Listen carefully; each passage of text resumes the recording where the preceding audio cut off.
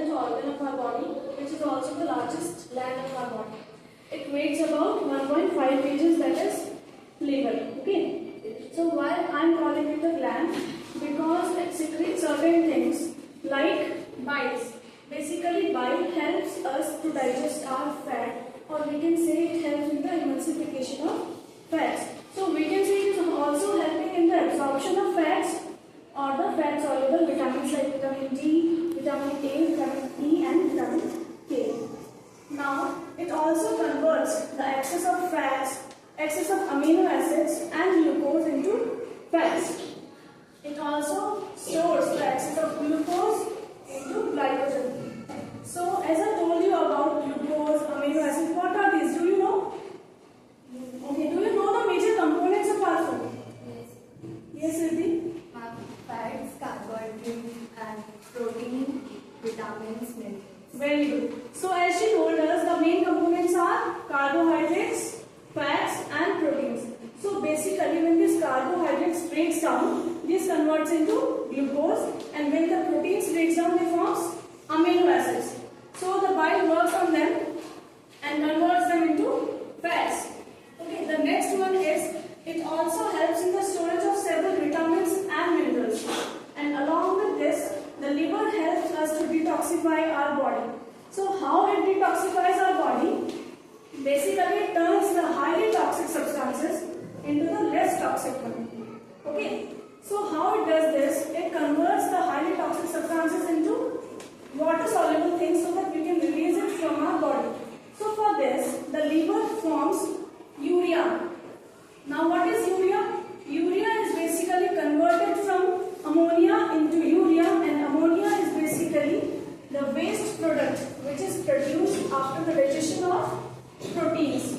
After the digestion of proteins we get amino acids, and this the byproduct produced is ammonia, and this ammonia is highly toxic. So we can't release this ammonia as it is from our body. So what we need to do is the liver converts urea, ammonia into urea so that we can release it out in form of our urine. Okay. The next function is it also boosts our immunity. So basically what it does is it eats all the dead cells or the bacteria of our body. It destroys the worn out RBCs also, which helps us to improve our immunity and detoxify our body. The next one is it also produces the blood clotting proteins like fibrinogen and prothrombins. So basically what happens is whenever we get hurt or injured, what happens? We will have bleeding, and it will not stop if there is no more blood clotting protein, that it will not stop. So for this we need this blood clotting protein so that the loss of blood will be prevented. Okay. So as you have seen, there are several functions of liver. Hundreds of functions are there which the liver performs. Now unfortunately we have some diseases also related to liver, and nowadays these diseases are becoming very common. The first one is fatty liver.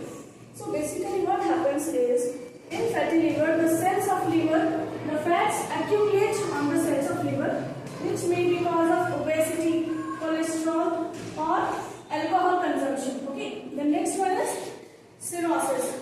It is basically when the scars comes on the cells of liver, and in the later stage it may lead to liver failure, which may be very fatal for us. The next one is hepatitis. So hepatitis is basically the inflammation of liver cells, and it is due to a viral infection which maybe occurs due to the contamination of food, water, or it may be transmitted from the blood transfusion or when we use the contaminated needles. So to prevent this, we need to take vaccination for hepatitis. Okay, the next one is liver cancer, which is again the most dangerous disease. Okay, so in this, the cells of liver lose the capacity to divide, or they show uncontrolled growth. Okay, which will be very harmful for us. So to prevent all these diseases, first of all we should know the symptoms. Some general symptoms are abdominal pain, weight loss, loss of appetite. Okay, so the prevention is we should avoid the consumption of alcohol, we should go for a healthy diet, and we should follow a healthy routine or lifestyle. So basically we also need to take vaccination against hepatitis.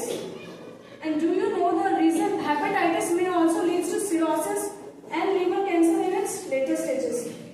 Okay?